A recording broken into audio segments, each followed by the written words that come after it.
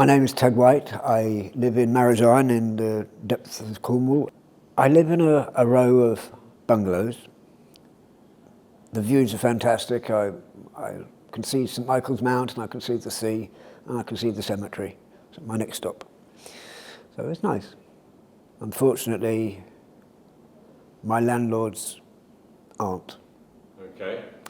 Nobody trusts them, and the quality of service that anyone in a normal household would expect, you won't get it. Right.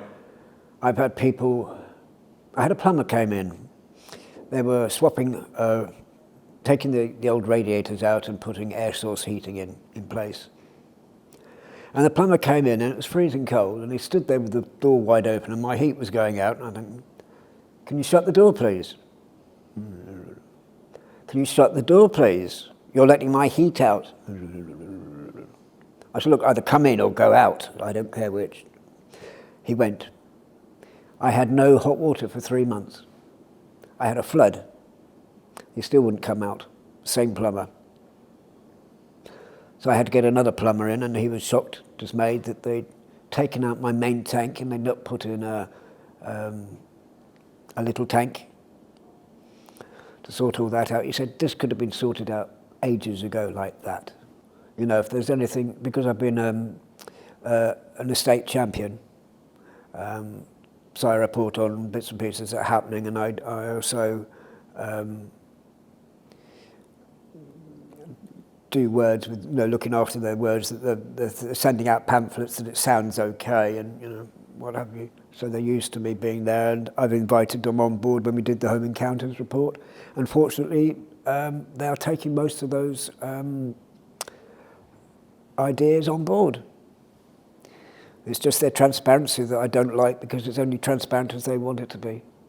And I don't like being treated any different than anyone else. I've lived in big houses. I've also lived in council houses. I'm not ashamed of it. I'm bloody lucky to be there. And this woman came in and she said, oh, just come to see how you're getting on. I went, fine. And she started taking photographs of my table, which was like that. I said, what are you doing? She said, I'm photographing your table. I went, why? She said, well, when I come back in a year, it's to see if you've moved anything. I thought, you cheeky bastard. And I complained about it. And I didn't know that she'd taken other photographs too. All I got was an email from her manager saying that she'd seen the photographs, there was nothing wrong with them, she was entitled to take them,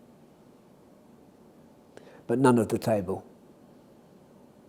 That we're not second-class citizens. We have a right to be there, and we have a right to live in peace. And that's all I've ever wanted to do, is to live in peace and be left alone. And that everyone has a right to live in peace, which they've not thought about, or they haven't thought about, or they haven't put into practice. They still need to pull their fingers out and realise that we are not clients, we are residents. And we are not blocks of stock. We are living in houses that are homes, and the rent is being paid. We're not in debt, and we have a right to live in peace without aggro.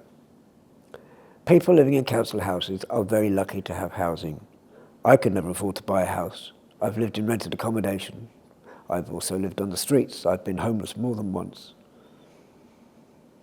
And I'm very lucky to be where I am.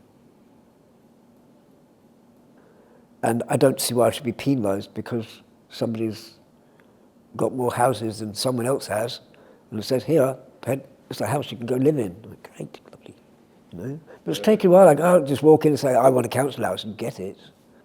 I've got it for a couple of reasons. For health and lack of wealth. Mm-hmm. And we're not beggars. We're just like everybody else. It's just our situations are different. And just because they're different doesn't mean to say that you can still put your foot on the back of my neck, because you can't, because I won't let you anymore.